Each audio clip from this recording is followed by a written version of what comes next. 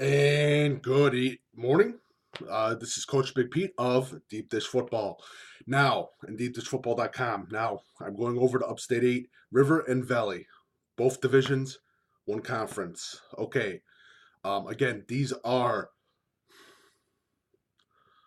I, predictions, but they're not predictions in a way. I do top dog, middle of the road, and underdog for each division.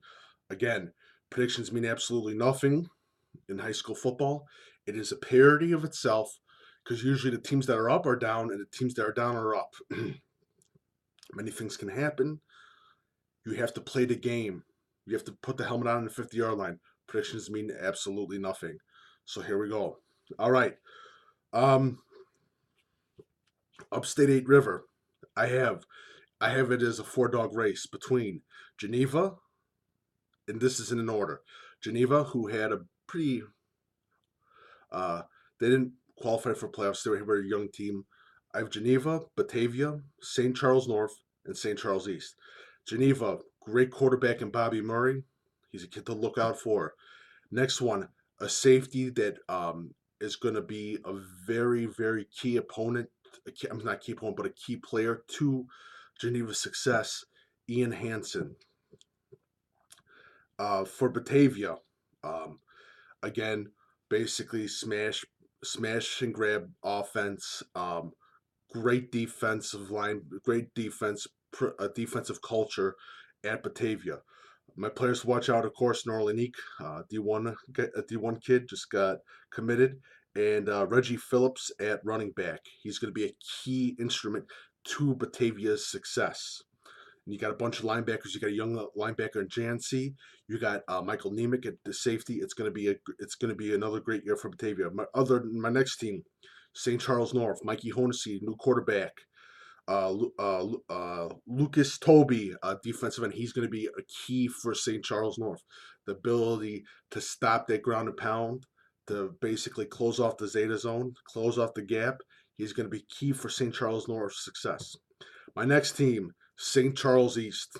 Yarlin Rogers, Clayton Isabel, Nick Garzlick, and I'm forgetting an offensive lineman, but St. Charles East, another good team to look out for. Last year they surprised some teams. They're going to be good again this season. But I have Geneva, Batavia, St. Charles North, St. Charles East as my four top dog teams for the Upstate 8 River. I think it's going to be a great season for these four teams. My middle of the road team, and it could surprise. They could be as the surprise. But Larkin, I like Kendrill Morris. Dragon's got the coach. Dragon Tonic is got. He's doing a good thing for Larkin. He's doing a great job. Larkin could surprise some teams. My underdogs are Elgin. It's going to be another tough year for Elgin. I got Streamwood. Now Elgin, Roy Panther, wide receiver, running back Davian Arthur. Look at the notes. Is a two players you got to watch out for. Streamwood, they got a nice little quarterback in Brandon Martin. Again, I feel that the Upstate River, the top dogs are going to be basically they're going to be drowning the other teams, and you got the other teams literally. You got the small teams literally that are just basically trying to get up there, and it's going to be a tough season for the small teams. It's going to be the four dog battle is going to be very very a very close watch, especially in the state of Illinois football, because I do believe with this amount of competition and this level, that one of these teams is going to be in the IHSA state finals. That's just my personal belief. This is unbelievable for Upstate 8 River. Now let's get to the Upstate 8 Valley. This is different. This is a whole different story. This is just a one dog race. This is my personal belief. West Aurora, unbelievable offensive line. Uh, Great offensive line. Watch out.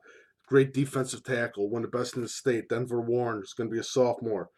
Uh, Cameron Moore, the running back. Another great player for West Aurora. West Aurora just looks unstoppable again this year. It's going to be an interesting year. My middle of the road teams for Upstate 8 Valley are Bartlett, Glenbard East, and South Elgin. I have Glenbard East as my surprise team. Wait, let me start first with Bartlett. Bartlett, I like Malik Whitehead, and also like their outside linebacker Spencer. I'm not going to say your last name because I mispronounce last names like it's nobody's business. I do apologize, Spencer. Outside linebacker for Bartlett. Bartlett does look good, um, but they're missing a couple key players, a couple graduations hurt them. But again, it's their middle of the road team. My surprise team, Glenbard East. They got Jack Backa at linebacker, young linebacker, D1 linebacker, unbelievable. They got a small little quarterback that I really like, Brett Bushka. He looks very good. He's going to be a great thing for Glenbard East. Of course, they lost their wide receiver. They got another great wide receiver too. It's going to be an interesting year for Glenbard East. I think that they could surprise some people. I think Coach Walters has got them on the right path.